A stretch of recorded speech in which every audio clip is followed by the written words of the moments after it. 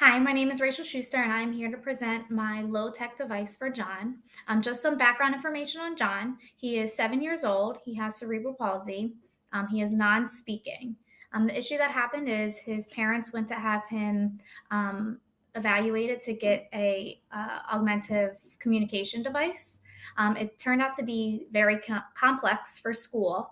The system was very loud in his gen ed classes, and the head switch was not in the appropriate position for his physical therapist goals. So I created a low tech device for him to use in the general ed classroom. I based it off of second grade, being 7 years old in second grade, and he is in the general ed classes. So I picked two lessons that would be done in the general ed class, one for social studies and one for reading. Um, I created my board using a hard foam, so it's pretty thick, and I cut a spot through the middle so that he can be able to say what he wants using eye gaze. All of my um, cards are all laminated, so they're easy to hold, and they all have Velcro on the back. I use Velcro dots.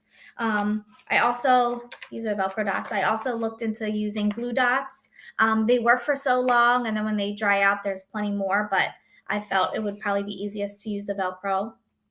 Um, so for my first lesson, I did it in a social studies class, doing an intro lesson to community. So I am a high school teacher, so I'm a little bit far out from the elementary world. So I researched some common themes that is taught at the second grade level, the Common Core standards. So something that came up was talking about community and culture. So this lesson is like an intro lesson to talk about what are some things that you see in your own community, things, and people. So what I have created is a board that has both people and places. Um, I picked some. I try to have the people all different ones. So whenever we asked about people, I could easily tell which one it was. Up at the top, I have like stores, playgrounds, church, school, and a house. If I were doing this with John, I could use actual pictures. So I could have an actual picture of the school, a playground, store, church, and his own home, or his own family, a doctor, and a police officer. I put the words with it as well because at second grade they're learning how to read and understand and using words. So I use both to help him for both. So this board would be what are some things that you see in your community, and John would be able to look up to say, I know I see a store. I decided to use just GameStop. I thought maybe that would be interest. They easily come off. And you could always keep up. I made them pretty big so that he could see them from a distance. And I did this for like a general ed setting. I would assume that he would probably have a para working with him, but from a general ed standpoint, for him to kind of be a part of the classroom. My second one that I did was on a reading. The book is called Enemy Pie.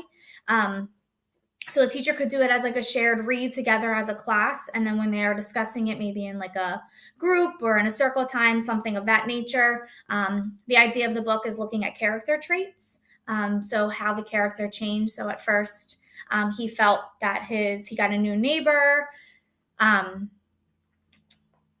He thought that he was mean, but turns out that they had similar interests and they were friends. So this one doesn't have as many as the last one.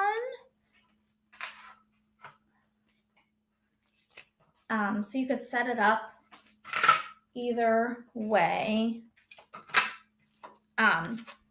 So this one is from Enemy Pie. So I use pictures from the story. So I would figure that they would start to be working on some comprehension and then talking about traits. So I try to incorporate all of that into my board. So I have, at first he thought that his neighbor was mean, and then it turned out that he turned out to be funny and they were friends. I have that they started off as enemies, that they became best friends. I have the main character, and then the neighbor, Jeremy Ross, was the one that was supposed to be like mean. So this board could be used in a shared setting. So when they're talking about, how did, like, who is the main character, he could look down to the bottom corner, who is the enemy, how did they start off in the story, would go to its enemy, and he first was mean, then he turned to funny, and they were best friends. So comprehending the different changes in the character traits, how he started in the beginning of the story and how he ended.